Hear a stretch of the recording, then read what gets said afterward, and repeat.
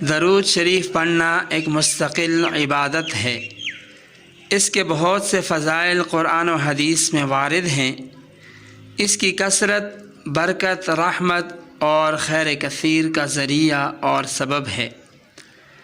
لیکن دوسری طرف اذان ایک مستقل عبادت ہے جو نماز کی خبر دینے کے لیے مشروع کی گئی ہے، اور اس کے الفاظ حدیث سے ثابت اور منقول ہیں۔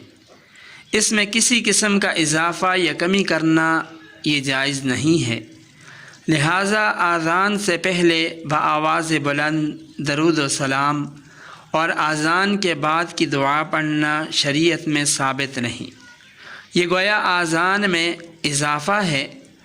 رسول اللہ صلی اللہ علیہ وسلم نے درود شریف کے جتنے فضائل بیان کیے ہیں وہ حضرات صحابہ کرام، تابعین، تبع تابعین، ائمہ مجتہدین، سلف صالحین کے سامنے تھے، لیکن کسی نے اذان سے پہلے بلند آواز میں درود شریف پڑھنے کا معمول نہیں بنایا۔